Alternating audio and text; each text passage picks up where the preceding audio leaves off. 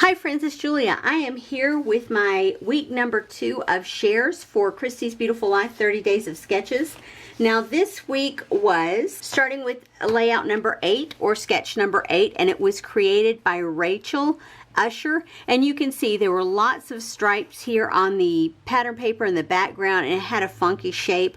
I'm not much into that funky shape, but I did go ahead and create a center stripe here, and then I used bits and pieces of either cut aparts or scraps of paper to create my layout. I still used 2 photos bigger than what was in the original sketch, and they're not quite as wonky because of the paper that was in the original sketch. I did things a little bit differently, but it worked for me. So this is number 8.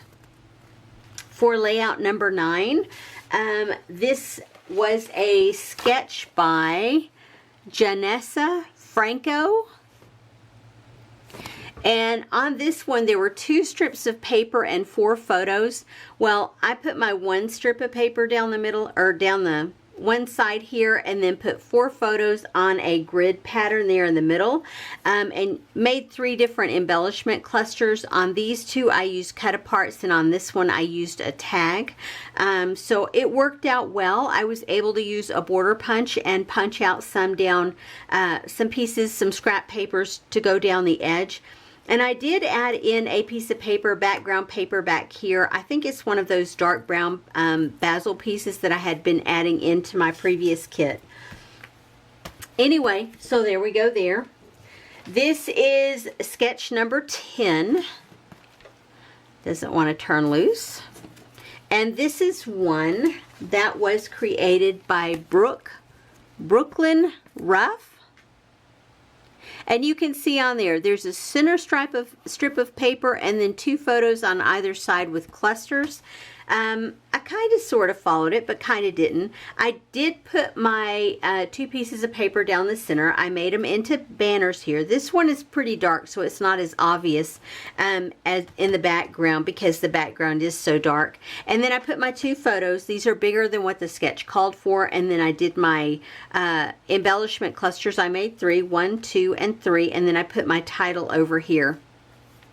So even though I did not follow the sketch 100%, it still has the same bones. So it inspired me, and that's what sketches are meant to do.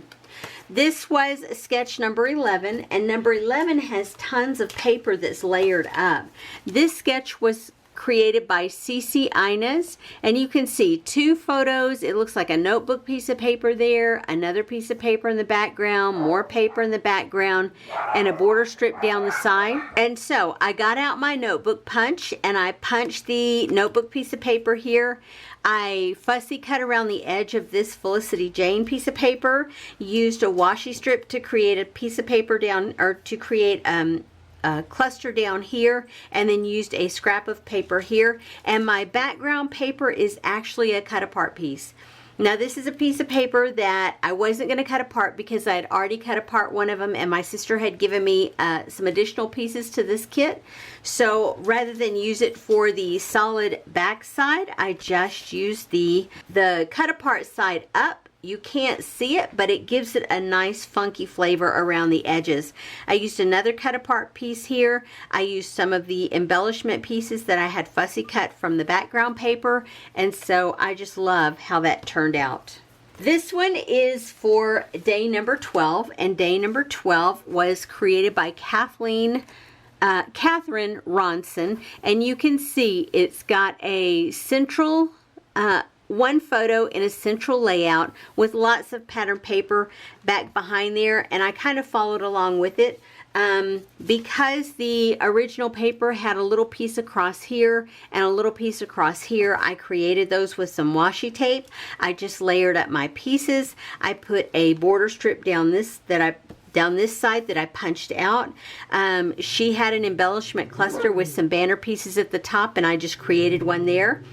She had her title down here, and that's where I put my title. I just created created a different embellishment cluster here, and then my larger embellishment cluster here. And then the photo that I used was quite a bit bigger than what she had on her sketch. It looked like it was going to be a little tiny 3x4, and y'all, I went 5x7. I went big on that one.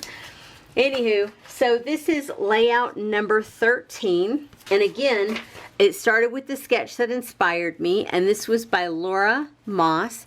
2 photos, a strip at the top and the bottom, and it looks like maybe another photo up here. I didn't do that. I created an embellishment cluster here, and the title shows to be down here, and I didn't do that either. I put it up at the top. So I changed it around. Even though it has the same feels, it's a little bit different. So you can see I put cut apart pieces behind my photos down here, along with that border, or that larger piece of paper here, and then I bordered that piece of paper with some washi strips here, and then I used more cut apart pieces up here with an embellishment cluster here, and then a couple more embellishment clusters here, and then my title I put across the top. My photos look a little bit bigger than what she had in the sketch, but that's okay. It inspired me to create what I did.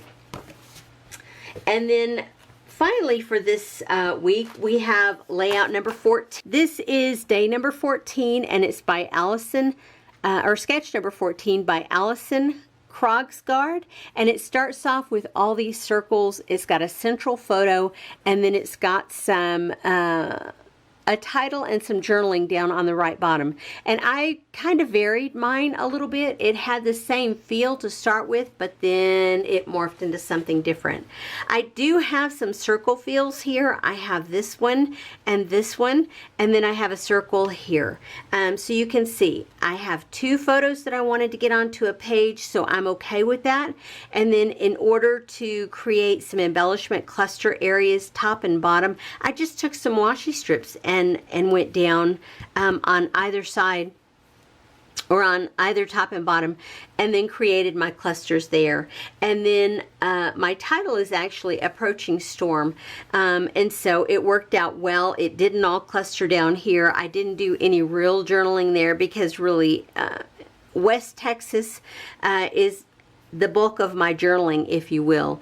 And so, yeah, it explains it all. If you've ever been through this part of the country in springtime or summertime, you know when a storm comes up, it comes up fast and hard, and this is what we get. It typically doesn't last very long. It blows through pretty quick, but it can be pretty horrific when it goes through with hail or tornadoes or whatever. And so, yeah, I love this. And part of the cut aparts, or part of the page that I cut apart with the floral images, also had these little cotton pieces in there, or it looks like what I think is cotton, and I think that's probably what this field is. Whatever it was starting to sprout up. It had not fully come up, so I don't know if it was a cotton field or not, but chances are pretty good that it was. We grow a lot of cotton out in West Texas. So yeah, I was able to get tons of embellishments there. So you can see this week was a great week as far as following the sketches. I followed along fairly closely. They're not 100%, but they're not completely different either in most cases. You can still get the feel, the bones of the sketch, if you will, so that you know what you're looking at. When you look at the sketch and you look at my layout, you can say, oh yeah, I see the similarities. And that's what sketches are meant to do, right? They're meant to inspire you to create something that is uniquely you and uniquely your own. You can follow a sketch to a T, like this one follows along pretty closely, but you can morph it however you want to. That's what sketches are for, inspiration. I appreciate you guys being here. I will have close-ups of these layouts if you're interested at the end of the video. If you want to pause, you can pause for sure and have a closer look. Anyway, that's it for today. I will be back with the next 7 days of layouts here in a couple of days, and we'll see you on the next video. And I would love it, guys, if you would flip me a thumbs up. Bye-bye.